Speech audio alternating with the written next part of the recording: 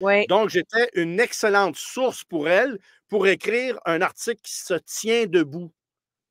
Et elle a fait caca dans ses culottes. C'est ça qui me désole. Mais pour conclure là-dessus, là, sur Québécois, puis même en général, là, on en entend. Il y a Julie qu'on avait reçue ici là, dans notre podcast qui vit au Texas, qui la laisse s'exprimer comme quoi que c'est une pro-Trump. Là.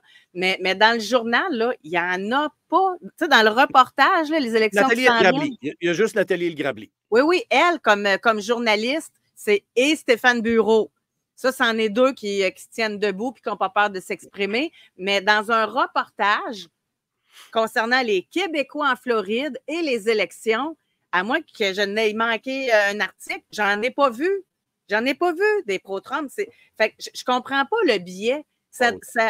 On est en train de préparer la campagne fédérale, tu sais, comme on a déjà dit, là, parce qu'on veut tellement associer Poilievre à Trump qu'on est en train de bâcher, de démoniser Trump pour que ce soit encore plus facile de faire le lien avec Poilievre aux prochaines élections. C'est juste ça. C'est simplement ça.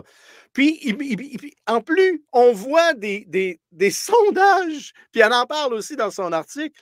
Elle dit les Québécois ont peur de Donald Trump. Ben oui, mais sacrément, ça fait 5 ans que vous le traitez d'Hitler, un gars qui est responsable d'avoir tué 6 millions de personnes. C'est le pire trou de cul que la planète Terre n'a pas vu naître.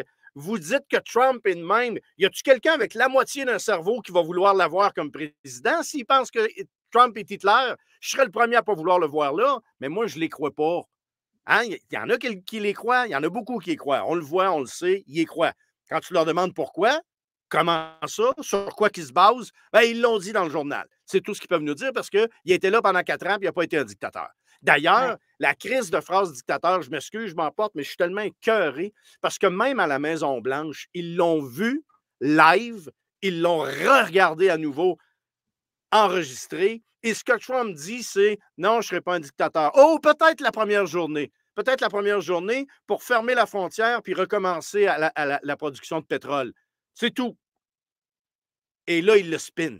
Il le spin depuis qu'il a dit ça. Il va être un dictateur à partir de la première journée. Non, je m'excuse. Il n'a pas dit qu'elle allait être dictateur à partir de la première journée. Il a dit qu'elle allait être dictateur juste pour la première journée. Et dans sa tête, le dictateur, tout ce qu'il veut faire, c'est fermer la frontière qui doit être fermée et repartir la production de pétrole qui doit être repartie. That's it. Et on spin le dictateur. Oh, il va être un dictateur. Il était là 4 ans. Ça a été merveilleux.